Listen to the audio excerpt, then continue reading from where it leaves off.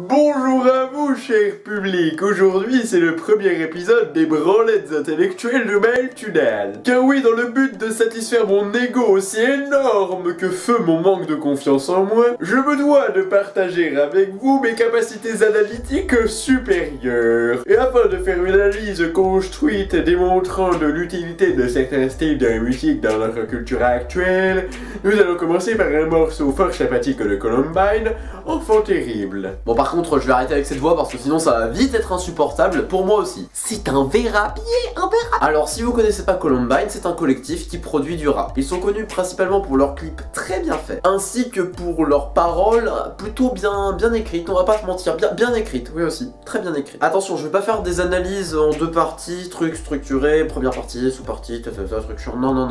Je vais faire une analyse phrase par phrase, donc ça risque d'être un peu long et chiant, donc au pire tu te pars. Et donc on commence tout de suite par le couplet de Faudacé. Faudacé, c'est un mec, c'est son pseudo, genre le mec il s'appelle Faudacé. Je suis tabarette de luxe, tout ça. À part niquer, je vois rien à faire cet après-midi.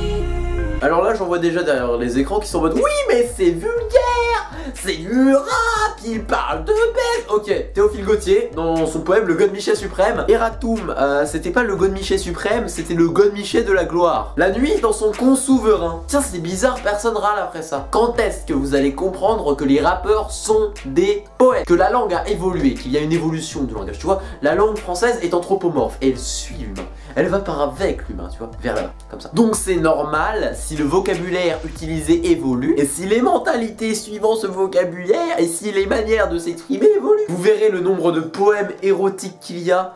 Il y en a un où le mec il dit « Son cul fait sa richesse ». Mais t'imagines ça dans un rap? Son cul fait sa richesse, je la défonce à toute vitesse. Tranquillement. Ah oui, et du coup pour revenir à la phrase, il veut fourrer. Sèche mes larmes, je veux me moucher dans ton clitoris.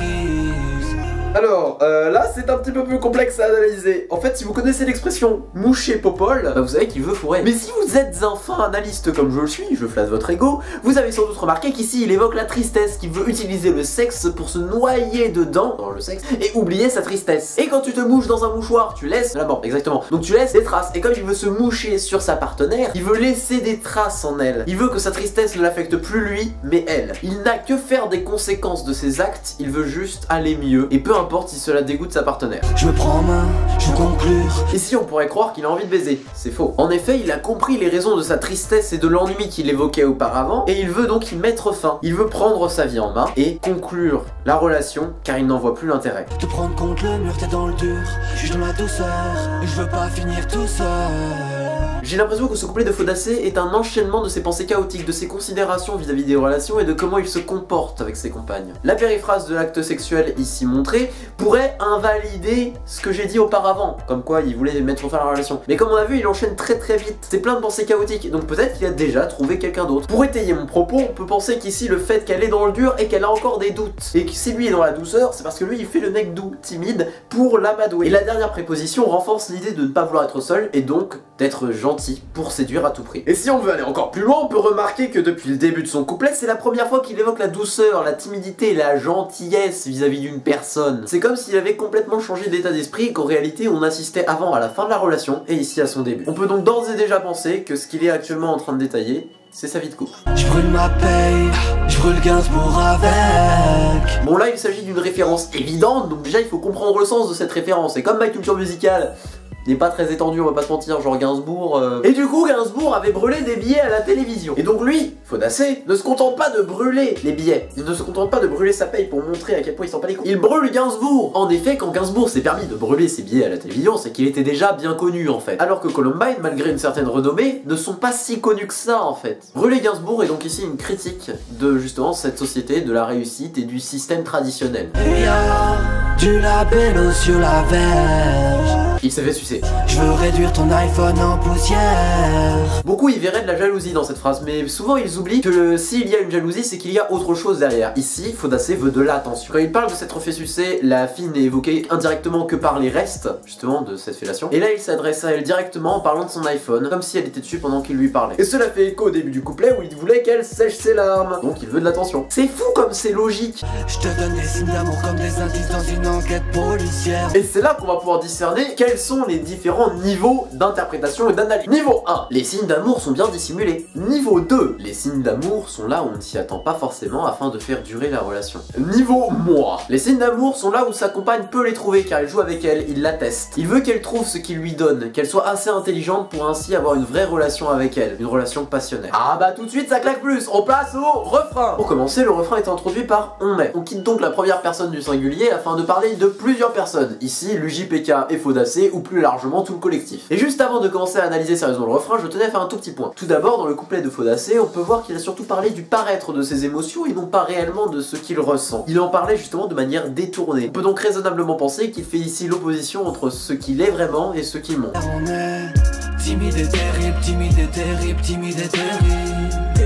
Une personne timide est souvent une personne qui a du mal à aborder, à exprimer ses émotions, à parler, à vraiment dire ce qu'il pense. Une personne qui est dans la douceur. Pourtant, cela ne semblait pas être le cas de Faudacé au début du couplet. Et c'est ainsi qu'on peut voir une véritable alternance entre le timide et le terrible. Et l'alternance de ces deux adjectifs dans le refrain est vraiment représentative justement de cette à la fois opposition et mixité des deux facettes de la personnalité. En effet, ils n'expriment jamais clairement leurs sentiments, ils n'en ressentent pas moins et parfois les expriment mal. Le côté terrible appartient surtout à leur paraître, à comment ils voient les choses, à comment ils font les choses. Pourtant tout est justifié et lié à leurs sentiments, mais ils ne peuvent pas l'expliquer car cela impliquerait justement de parler d'eux. T'es bonne mais t'es débile, t'es bonne mais t'es débile, t'es bonne mais t'es débile. Outre la répétition qui est un procédé d'insistance de base comme pour timide et terrible pour que ça te rentre dans la tête, ici le t'es bonne mais t'es débile met en opposition deux choses. L'avantage, bonne, mais t'es débile, inconvénient.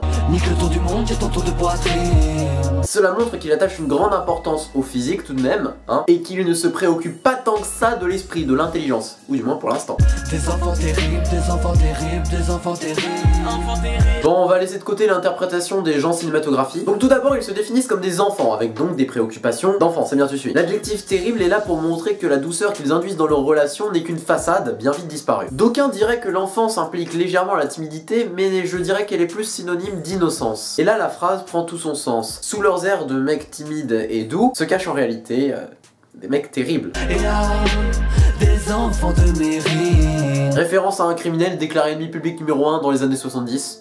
Blablabla, on s'en fout. Traîne avec moi à tes risques et périls. Mais ne serait-ce pas un avertissement vis-à-vis de leur nature? Donc tout d'abord, le verbe traîner est à l'impératif présent. Mais dites-moi. D'aucuns diraient qu'il a une valeur de conseil, mais moi je pense qu'ici il a une valeur injonctive. Et donc comme on suit le premier couplet, dans la logique, ils savent qu'ils vont faire du mal à la fille. Mais ils veulent de l'attention et donc ils veulent qu'elle reste avec eux quand même. Et j'ajouterais que le retour à la première personne, moi, montre bien l'aspect personnel de la relation. Je suis riche, timide, insensible. Alors c'est pas parce que je suis suisse, mais l'adjectif le plus intéressant de cette phrase est le riche. On pourrait parler de richesse matérielle et dire que sa copine est une michetonneuse, mais je préfère ici parler de richesse sentimentale, et donc voici l'enchaînement que je vous propose. Il est riche, il a plein d'amour à donner, et est prêt à tout faire pour l'exprimer. Mais il est timide, il a du mal à exprimer cet amour justement. Il reste relativement distant et exprime ses émotions de manière à ce qu'il ne soit pas pleinement compréhensible. Et tout cela le rend en apparence insensible, ce qui donne l'impression à ses compagnes qu'il s'en fout. Sois pas une fille facile à entretenir. Là où avant on pouvait voir un conseil et c'était en réalité un ordre, ceci n'est pas un conseil mais une prière. Il demande à sa compagne de ne pas être facile à entretenir. Traduction, de le forcer à s'exprimer, à sortir de sa timidité pour qu'il puisse exprimer tout l'amour qu'il a à lui donner. Et c'est ce qu'on appelle du romantisme. On passe au couplet de l'UJPK. Du sang sur les mains, dans les yeux du sable. Le sang sur les mains symbolise les mauvaises actions et le sable symbolise justement le sommeil ou le manque de celui-ci. On peut donc soit penser que justement ces mauvaises actions le hantent et le sommeil devient plus difficile, soit qu'il dort très bien malgré ces mauvaises actions. Dans le cas justement où ces mauvaises actions le tourmenteraient, cela reviendrait également à l'expression du tourment comme dans le couplet de Faudacé. Un mur de médailles. Mais un mur de médailles, ne serait-ce pas là l'expression de la richesse? Je m'explique. Les médailles symbolisent le succès passé, une réussite passée. Ce mur de médailles peut donc représenter ses conquêtes amoureuses passées. M'en plus quand je dis que j'ai pas le temps. Bah avant il mentait pour éviter de parler aux gens, peut-être sa copine, maintenant il ment plus.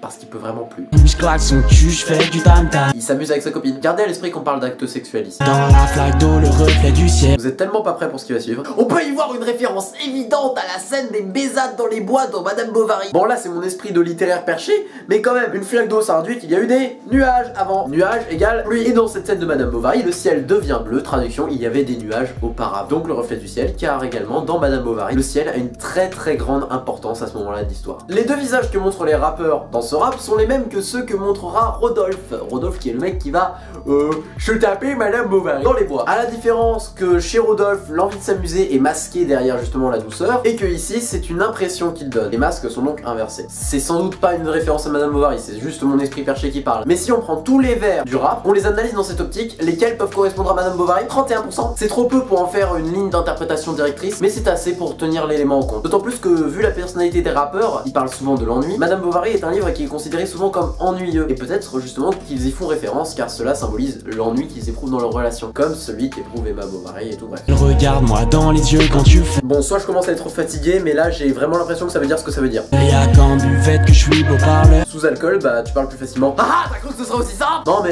t'inquiète pas, hein, c'est juste que Buvette c'est le nom des premiers projets musicaux de Columbine. Je passerai ma vie dans ton haut-parleur. Parce qu'il va l'appeler, qu'elle va écouter ses musiques et qu'en plus il va espionner ses conversations. Croyais que t'étais en couple, qu'est-ce que tu fais?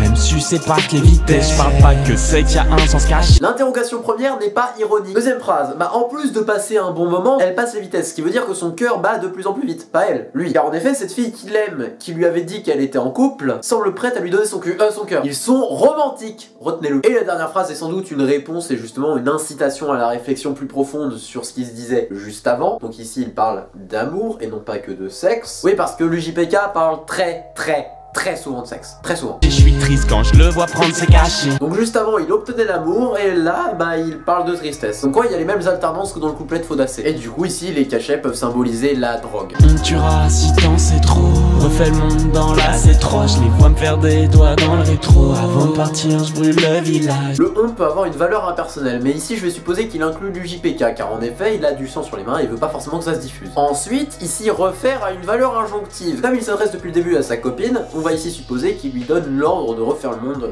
dans la C3 afin de pas trop penser à ce que lui fait. Puis il voit des gens lui faire des doigts, c'est pas très gentil, dans le rétro, mais donc ils sont derrière, ils appartiennent à son passé. On va également remarquer le petit Obéoté-le en trop, il brûle le village. Et là la dernière syllabe est en totale rupture avec ce qui se faisait juste avant, donc il marque vraiment une rupture avec son passé car il parlait avant de rétro, donc de son passé. Le village appartient donc au passé. J'ai faim de bifeur, Malias c'est un millefeuille. Nique des mères des mifs, Columbine c'est la mifa. Il a faim d'argent, il a besoin d'argent et il compare sa liasse de billets à un gâteau. Ce qui montre bien que la richesse est ici considérée comme de la gourmandise, qu'il dévore en fait. Mifa, famille, il a brûlé son passé, donc sa famille, sa nouvelle famille, c'est Columbine. Tes frères de sang ont le VIH. Ça veut dire que toi aussi. Elle voit ma dans son mirage. Ici il dit elle et non pas tu. Donc il parle d'une autre fille. Une autre fille qui a dû avoir une relation avec lui et qui se souvient justement de comment c'était bien d'être avec lui. C'est normal d'avoir peur, pas d'être lâche. En plus d'être le genre de phrase que tu peux retrouver sous mes photos de beurette, c'est également le genre de proverbe chinois que tu peux écouter pour te rappeler que attendre que les autres bougent à ta place, ça fera pas grand chose en fait. Ça montrera juste que tu es vraiment quelqu'un qui n'a aucun avenir. Qui dans la vie va être quelqu'un qui va subir la vie et ne va rien faire. Va la pilule ou recrache Hello Kitty. Bon, on parle de pilule, donc on peut parler de pilule du lendemain ou de pilule de cyanure, le truc que tu prends pour crever. Et donc ici, si on le met en analogie avec le verbe précédent, elle a peut-être peur d'être enceinte. Et Hello Kitty est placé juste après le verbe recracher, ce qui veut peut-être dire que bah tiens, il y a eu un enfant. Après, je veux pas foutre la merde, mais il enchaîne lâcheté et contraception. Assume un peu tes envies de cul. Bon, il s'adresse à une fille, comme depuis le début à la première personne, parce que oui, Hello Kitty s'est associée aux filles. Et du coup, il l'appelle comme ça parce que justement, elle fait l'enfant pur qui trouve le sexe dégueulasse et il lui demande d'assumer. Je m'ennuie là-bas et ici. Avec du recul. On pense souvent que l'herbe est plus verte ailleurs, que ce sera mieux en allant autre part, mais lui il a le recul nécessaire pour voir que où qu'il aille, il se fait chier. Et toi je m'inquiète, arrête tout ça, trouve-toi un taf. Alors il n'y a pas de guillemets sur le texte que j'ai trouvé, mais je pense réellement qu'ici il joue le rôle de quelqu'un qui s'inquiète pour lui. Et en gros lui demande de trouver un travail et tout, alors que lui, l'UJPK, s'éclate dans sa vie comme il est. Assis sur un banc, j'attends sagement que le temps passe. Et là il joue toujours le rôle de son pote, qui justement lui reste assis sur le banc à attendre que le temps passe et ne fait rien pour faire quelque chose de sa vie. Je te dirai je t'aime une fois mais pas deux. La bite sèche, la langue pâteuse. Faudacé reprend le micro en rappelant que justement il va pas donner trop de signes d'amour explicites. Et ensuite il profite de l'état d'ébriété pour se faire pomper le dard. Ces fils de timbre, genre mets un croche-patte. Croche-patte, c'est du registre de l'enfance. Les fils de timbre, qui sait, je sais pas. On va dire que ce sont ses opposants, ses ennemis, ses concurrents. J'ai des je t'aime et j'ai pas mieux. Bah c'est déjà bien, non? Bon allez j'arrête. Ici il montre bien qu'il y a une pluralité des je t'aime. Ce qui montre que justement la fille l'a forcé à un petit peu s'ouvrir et à le dire plus d'une fois, contrairement à ce qu'il disait juste avant. M'approche pas, t'es une Charlie, t'es au Beaux-Arts, je suis au bon char. Il veut pas des filles qui font comme tout le monde et qui suivent tout pour la réussite par convention, et justement privilégie sa voie à lui, qui est la voie de la difficulté, la voie où on te force à donner le meilleur de toi-même. La jeune pousse fuck le vieillard. Peut-être une référence à la fable Le Chêne et le Roseau de La Fontaine, mais on peut y voir également une exaltation de la jeunesse qui va sans doute prendre la place du vieillard. Rien tenté, tu meurs de vieillard. T'as vraiment besoin de moi pour comprendre cette phrase? Bah si tu tentes des trucs dans ta vie, tu prends des risques, du coup tu peux mourir de 1001 manières, voilà. Je suis la boule noire sur le billard. Alors, j'ai jamais joué au billard, donc j'ai dû me documenter un petit peu. Donc la boule noire, c'est la boule numéro 8, donc la dernière boule à être jouée. Donc peut-être que le JPK sous-entend qu'il reste jusqu'à la fin et marque l'action décisive. Si t'as pas compris, il fourre! Il est moins bon que demain, mais meilleur qu'hier, mais n'évoque pas le présent. N'évoque pas le présent, du moins, en tant qu'entité temporelle fixe, donc il n'en profite pas, il n'y pense pas tant que ça, il pense uniquement au passé et à l'avenir. C'est pas le signe de paix, c'est logo Mercedes. Luigi t'es trop mignon, la vie de ma mère, c'est vrai. Non, y a pas le signe de paix, c'est logo Mercedes. Luigi t'es trop mignon, la vie de ma mère, c'est vrai. Il commence par une déclaration comme s'il répondait à une personne qui lui aurait dit: ouais, il y a le signe de paix sur ta voiture. Eh, mais t'es trop mignon, Luigi PK. Et s'ensuit le dialogue rapporté dans le morceau. Je suis riche. Est-ce que je suis riche? Ce doute permet de confirmer qu'il parlait bien de richesse sentimentale et non pas de richesse matérielle. On ne peut pas vraiment douter d'une richesse matérielle, mais bel et bien de la richesse émotionnelle. Ici, il s'interroge s'il est vraiment si riche que cela, si toutes les relations qu'il a vécues lui ont vraiment apporté quelque chose, lui ont vraiment donné une richesse. Et justement, s'il a réellement autant d'amour à donner qu'il le prétend. Romantique comme il est terrible. Parce que tu peux être un criminel et romantique. Ne sois pas une fille facile. Il ne dit plus facile à entretenir, mais bel et bien facile, afin de se protéger. T'es bonne, t'es débile, je suis timide et terrible. Il conclut en faisant deux déclarations coupées par une ascendette, et cette ascendette permet de créer un rythme binaire avec d'un côté la fille, de l'autre lui. Ces deux déclarations sont également coupées en deux, ce qui fait un double rythme binaire montrant à quel point il a statué les choses qui sont ainsi, ne bougeront pas et resteront ainsi. Merci à tous d'avoir regardé cette vidéo d'analyse, je sais que c'était long et chiant, mais si vous avez eu la patience de tout regarder, merci à vous. Donc vous pouvez vous abonner, rejoindre le Discord, faire ce que vous voulez en fait. Partagez la vidéo aussi parce que ce serait cool. Et sinon, bah on se retrouve bientôt. Voilà. Je vais aller dormir.